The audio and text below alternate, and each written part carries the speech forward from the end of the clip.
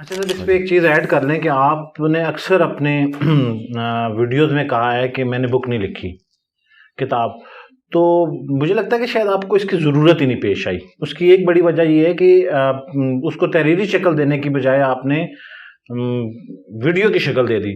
تو اس سے بڑی کتاب تو شاید ابھی تک کسی نے نہیں بنائی جتنی بڑی کتاب آپ نے بنا دی. اور اس کے پڑھنے والوں کو اگر ہم سننے والوں میں کنورٹ کر دیں تو یہ تو سر ایک آپ یہ ایک ریزن ہے. دیکھیں میں نے یہ آبزرو کیا کہ لوگ قرآن بھی ترجمے سے نہیں پڑھتے.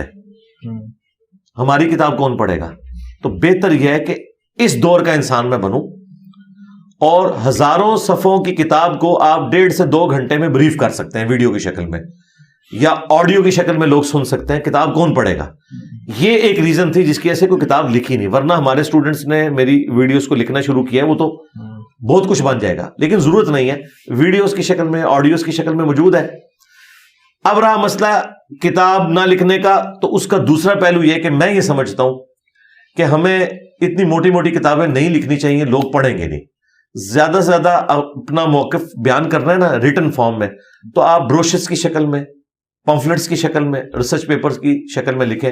جو میں نے لکھے ہیں 2 صفحوں کے ریسرچ پیپرز، وہ آپ کو اینڈ پہ مل بھی جائیں گے. 2 صفحوں کا، 4 صفحوں کا، جس میں میں ایک بات مختصر انداز میں پہنچا دیتا ہوں. اور اس میں بھی آپ دیکھیں قرآن کی آیات اور احادیث لکھی ہوئی ہیں، ان کے ساتھ نمبرنگ ہوئی ہوئی ہے کہ یہ آیت فلاں سورت کی فلاں نمبر آیت ہے، یہ حدیث بخاری میں اس نمبر کے اوپر ہے، مسلم میں اس نمبر کے اوپر ہے.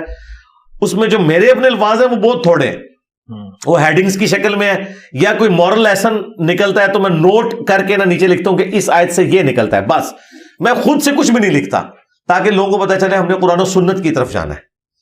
اگر آپ کتابیں لکھیں گے بہت بڑی بڑی تو ظاہر ہے پھر اس میں قرآن و سنت تو شاید 5% ہوگا، 95% آپ کی اپنی تھاٹس شامل ہو جائیں گی، تو نقصان ہی ہوتا ہے. بہتر یہ کہ لوگوں کو اوریجنل کتابوں کی طرف چھوڑیں.